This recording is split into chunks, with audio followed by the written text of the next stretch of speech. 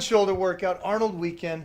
I loved hanging out with you, man. Mate, it's been awesome. I mean, I know we've chatted a lot, and to get this workout in was, I was weirdly anxious. I always am, and I think what it is that it's not that you want to impress, but you don't want to let yourself down, and you want to, for me, it's important that I can try and make a nice group of friends in the industry that doesn't feel like it's competition. It doesn't feel like it's you're trying to be bigger or better and stronger and so on. So you get that in the industry. You do get a lot of people. You get that at the top. Yeah. Because you got the attitude. You got the right mindset for that. Yeah. You're willing to learn. I love that. I love training with other guys, and I love training with different guys that can show their experience, show their knowledge, and share it. And that's the key. Like you can watch so many people, and it's like they'll tell you a way that they trained, and it's like you didn't train like that. But then to actually train with someone and to see it and then feel it how it works, that for me is brilliant because it allows me to develop myself as an individual, and it allows me to take from what we've done, and it gives me encouragement that there is some very knowledgeable people in the industry, and it's not all fake weights, pretend this, pretend that, and smoke and mirrors bullshit. Wow, I never thought of it. I'm so old school that I forget that that's probably a lot of mindset of today's day and age of what's real, what's not real. Yeah. I'm too old to fake it, so. But that's great insight for me. I just learned something right now. Yeah, honestly, it's a shame that it has to go there. Yeah. I think that the biggest problem is like we were saying before about social. It's amazing for the industry. At the same time, it can be an absolute nightmare for the industry because there's so much good knowledge and education that probably gets missed because it's like a sprinter. Do you want to see someone run the sprint in 5 seconds or 10 seconds? Everyone wants to see that 5-second sprint. Now, both working in film, we know you can pretty much make anything look real on a camera, right? And the biggest issue for me is that if you're trying to sell knowledge and you're trying to educate and develop young minds that are very impressionable, as a role model, you should take that responsibility very serious, and the way you train, the way you educate, the way you put across should be 110% legit. There shouldn't be anything false in that. And that's why I've got the utmost respect for what you do and the training session today. It's all very well reading someone's program or watching someone on YouTube. When you actually do it and you go through the motions and you go through the training and you feel it, that for me is almost like that certificate of it's correct. Do you know what I mean? And thanks, man. I appreciate that. That's why it's been such a good morning for myself, to be honest. Not just what I've taken from it on a learning curve, but the motivation and the energy it's given me, and the belief in the industry that there are some good people out there with which we can all learn from. Yeah, there's definitely some good people. It's a small elite crew, but it's you made some great points. It's amazing. Social media is amazing, and it is one thing that I've always said that there's a lot of guys that have won, Mr. USA and stuff, but it's the characters, the people that have something deeper that really last in the industry or step out in the spotlight, and you have that. You have that character that you're doing your own path, your own thing, and it's a beautiful thing. You're a very intelligent man. You learn and you're working your craft, which I love. Something I've been lucky enough to do is work with a lot of guys lately that have, and you'll find this, is guys that don't have the ego of trying to man up over the other guy are the guys that are growing. Those are the guys that are ahead of everybody. And you're hungry. You're a beast of a man, and you want to learn, and I love that. Learning for me, I remember listening to a quote, and I think it was Michael Jordan, that he said the day he retires is the day he stops learning.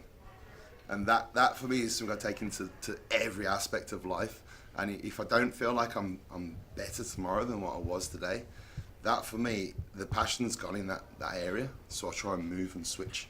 No matter how successful I might be in one area, if I don't feel like I'm going forward, I can't carry it on.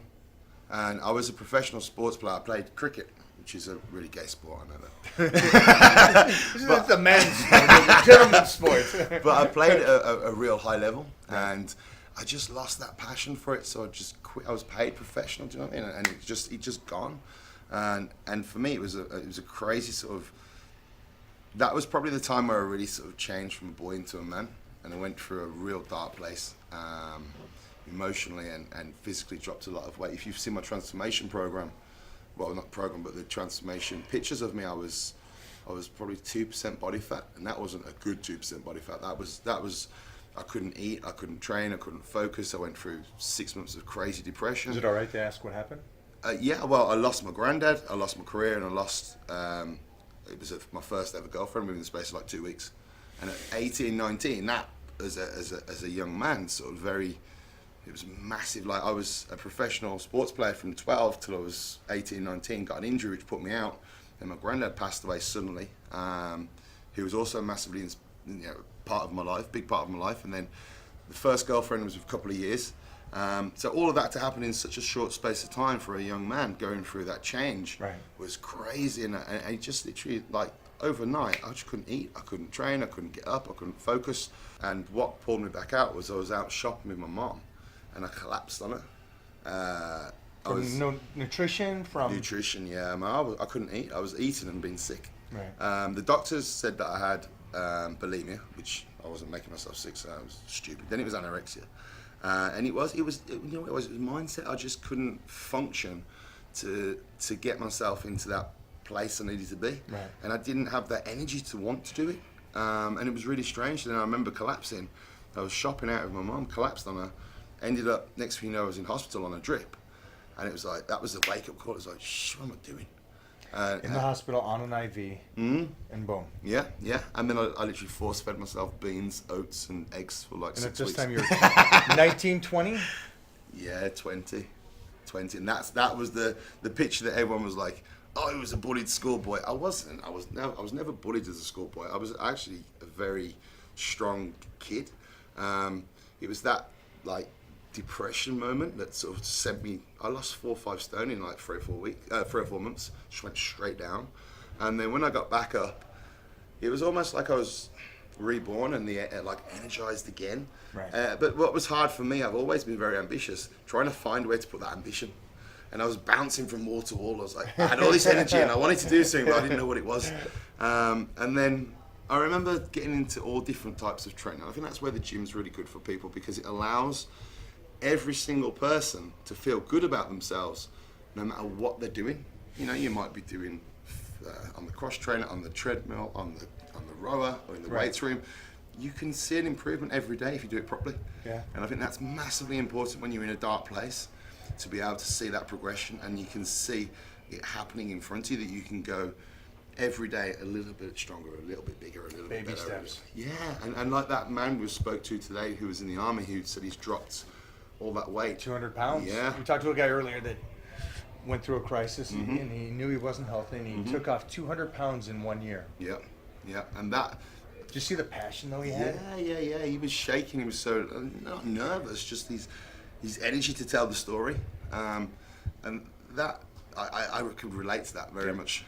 Complete different end of the scale, but I can relate to it. It's like when you find that goal in life that you need to hit and achieve, and then that hunger to do it. That's what I think makes people successful. I agree with you. I think we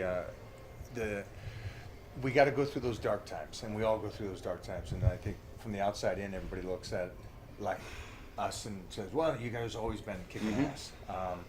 And it's like we all go through those dark times, and it's honestly those dark times make us who we are today. 100%. When you've been on set and so on films as an actor, I use a lot of them experiences to put across the characters that I build. Do you do this similar type of stuff? Or? Yeah, I mean, it's one of those things for us as actors that you got to be able to go somewhere.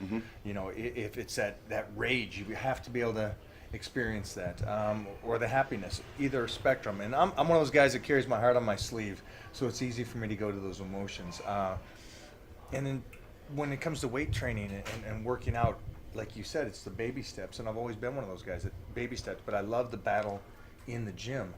It's that grind that I love.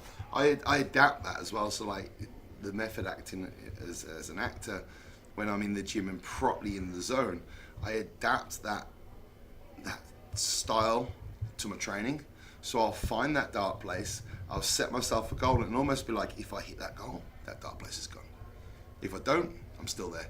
And that's such a, it can be really bad. Because you come out We of gym, just went deep on this. but that type of, I'm a massive believer in really trying to understand the mindset behind what we do.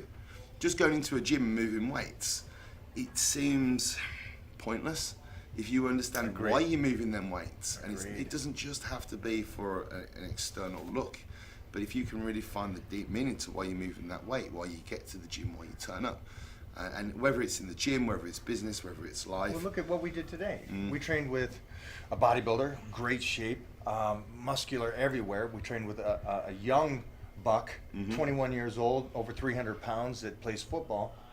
You're an actor, so we're all moving the weights differently, but for what we're trying to do. Yeah. And I think that's so important for people. When I Yeah. say, don't go to the gym just to get stronger. Don't go to the gym just to get muscle. What's the purpose behind it? Yeah, the purpose is massive, and you can tell that when you look into the eyes and you can see the switch on. You can almost see, like you say, you can see him on the field or you can see him on the stage, and you get that energy. And if you haven't got that in here or in here, I don't get the point. I'm with you.